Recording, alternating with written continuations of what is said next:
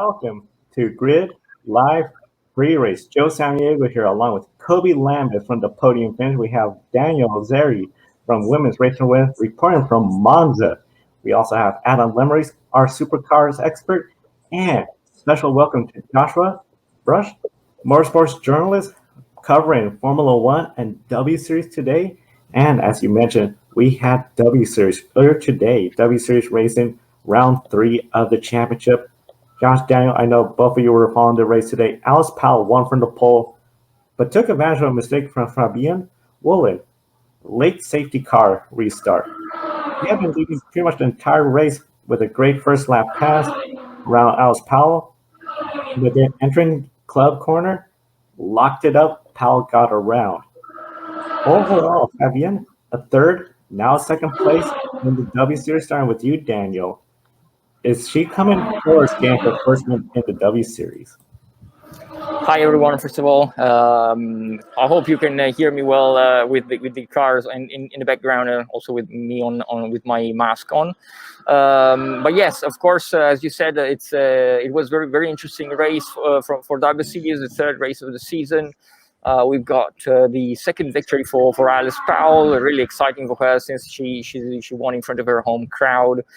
First time for her, the British Grand Prix. As you said, really exciting season for Fabienne Wohlwend. It's her second podium of the season, and also her best result in W Series of her career. She had a third place in 2019 and then third place at the opening race this season in Austria. So the second place is definitely the best so far for her, but probably the victory is not too far away from Fabienne. I think that she is probably one of the best surprises of the season so far, together with Sarah Moore, who is really consistent. And I would say that, yes, why not? We can definitely see Fabienne Wohlwend on the top step of the podium soon if she can carries momentum into the next couple of races. Absolutely agree with you. And I can just hear the LMP2 cars in the background. I'm loving that as well. Fabienne Wohlwend, I was surprised. As you said, late safety car, lost the lead to Alice Powell. Alice making a fantastic move at club corner, diving up the inside, fantastic position as well. Full credit to Alice today. She's been on it all weekend long as well, with taking pole position.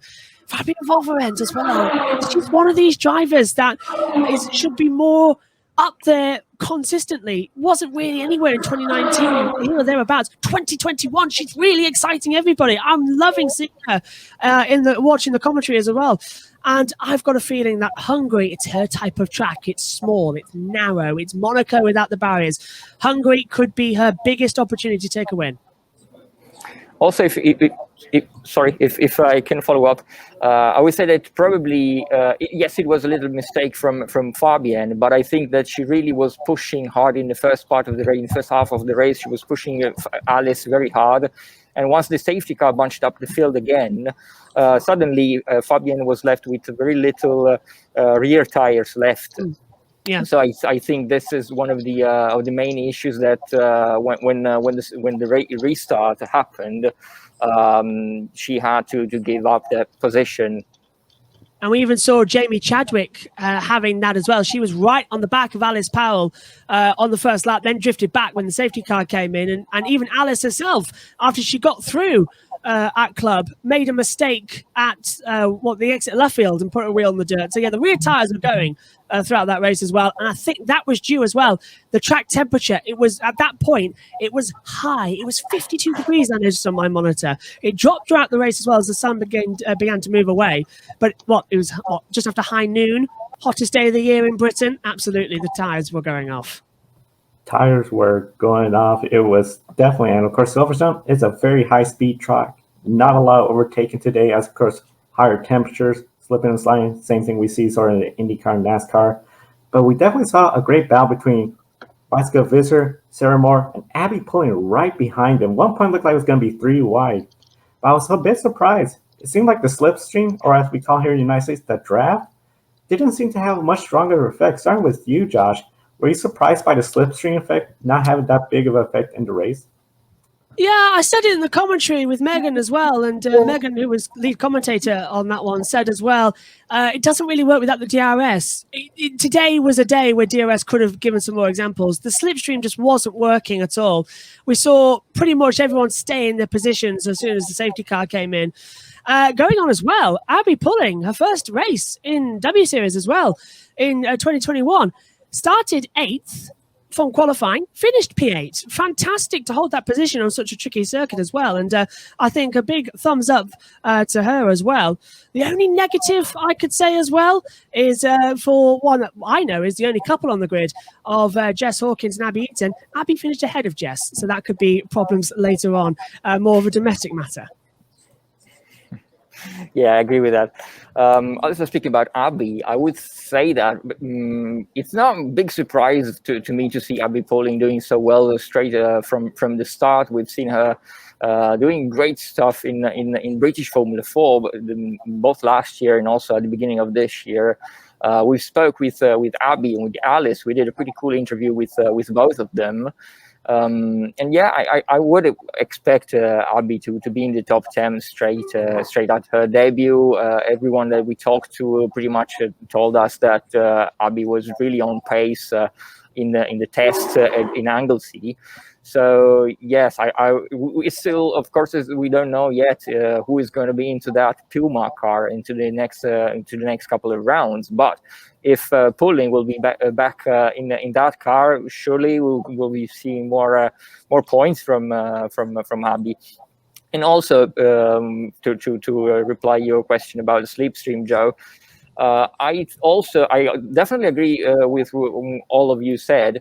But I also think that this is probably a matter of the Tattoos Formula 3 chassis. We've also seen very similar races in the Formula Regional European Championships, also in the Formula 3 Asian Championships, where the same car is employed. I would probably say that this is down to the chassis and to the characteristics of the car. Very interesting to learn about that, the characteristics of that chassis, the car, and how it plays a role with that. Now, we're approaching Hungary, track no, and especially extra important, qualifying. Now, all the race winners this year started on the pole. How important, starting with you, Dan, will it be for qualifying for this next W Series race to get that pole position? Well, in Hungary, it is definitely important. As you said, all the three winners so far have started from pole. Alice in Austria, then Jamie, and then it's Alice again. But of course, this race was not won from pole. We can say there was actually a pass on track. But yes, in Hungaroring, it will be definitely more important to start from pole. It's a track that some of these drivers have already raced on. Of course, Alice has raced in GP3 some years ago in 2012 in Hungaroring, and also I would think Fabienne Wohlwend raced there, but in GT cars, not in Formula cars. And by heart, I don't know all the others that raced in the Hungaroring, but Alice is looking really, really strong. And maybe Emma Kimiläinen, I would say do not count Emma Kimiläinen out. She is always one of my favorites. Today she was still fourth, still great points from a championship point of view. Not quite there on podium pace as we expected. But at Hungaroring, I would definitely not count Emma Kimiläinen out. I'd agree with that as well. Emma Kimiläinen is a fantastic driver, and we've seen her really throw herself at W Series this year as well. Pole position is always key at tracks like Hungaroring, especially as turns 1 and 2. We go from a long hairpin into a quick left. It's a bit of a tricky one. Holding your nerve off the line, I think, has been key. We saw it in race 1 with Alice Powell, race 2 with Jamie Chadwick in Austria. Today, we saw Wohlwend get a fantastic start. I still think Wohlwend has got a great chance of race victory I'm going to be a bit controversial here and say that the pole position will not win the race. I think Bajtska Vissa will suit the Hungaroring more to her driving style from what I've seen of her. She likes the tight, twisty one. She went well at Brands as well, even though Jamie dominated that weekend. It's more her cup of tea, that one as well. Great point there, and if I can follow up on that, I think I would agree with you with Bajtska. Today she had engine problems. They had to perform an engine change straight before the start. She said she had also gearbox issues. So I don't think that we've seen a clean race from Bajtska yet this year. And coming to Hungaroring, why not? Maybe we can definitely see Bajtska Vissa back in the title fight. Bajtska needs to get back in there. Of course, she came in with 0 points.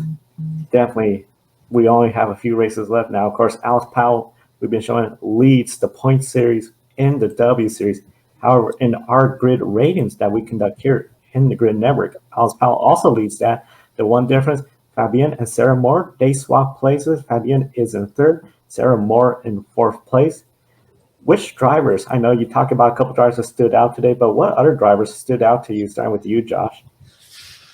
I think to be a bit patriotic, I don't know how you can tell with a Silverstone flag behind this weekend. I think at the home circuits as well, not the actual top two. Alice Powell did a fantastic job all weekend. And she was certainly the driver of the weekend for me. But I really enjoyed watching the battle between Abby Eaton, Jess Hawkins, Sarah Moore, and Bajtska Vissa. Not Bajtska Vissa. Who one of them dropped further down. Bella and Garcia, I think, dropped down the order before she span out as well. They were all up there. And I enjoyed the midfield today. So my drivers of the days and my opinions of the days all go to that midfield. That was where the action was. And that is where I most enjoyed commentating. Yeah, I'm sorry if my audio, because there's just started the press conference from the WEC qualifying. But yes, I completely agree.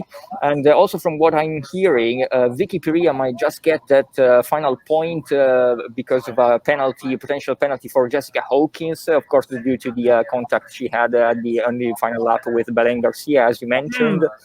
So not officially yet, but what I'm hearing, Vicky Piria will get that final point. And also, if I can just say, huge props to Nerea Marti. She is really, really good. And she was fifth to get today, first top five in her W Series career. I followed her since the Spanish Formula 4. I met her when she was racing in the Spanish Formula 4. Great character, really awesome to chat with. And I was kind of expecting both Belen and Nerea to do great stuff in this year in W Series. Belen, of course, because she had the mileage in the Formula Regional European Championship earlier this year. But even though if Nerea didn't race, she had quite a good testing program.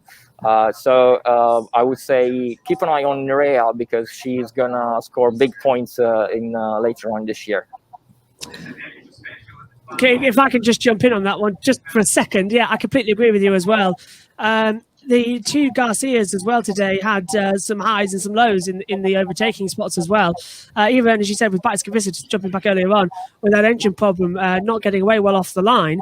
And considering quite a couple of us on the broadcast here, American as well, Sarah Moore, another difficult weekend, but she's getting better in the car as well and getting more up there. But yeah, it's been an interesting one. Definitely been an interesting one, and definitely the next race, of course, will be July 31st for the W Series at the Hungarian site of the Hungarian Grand Prix. Joe Samaniego here. Want to invite you to go check out Powell. Powell is a dog clothing and accessory company based in Austria. 10% of each of your purchases goes to helping dogs in need, whether it's homeless, sick, or ill dogs. This is one of the reasons why we support it.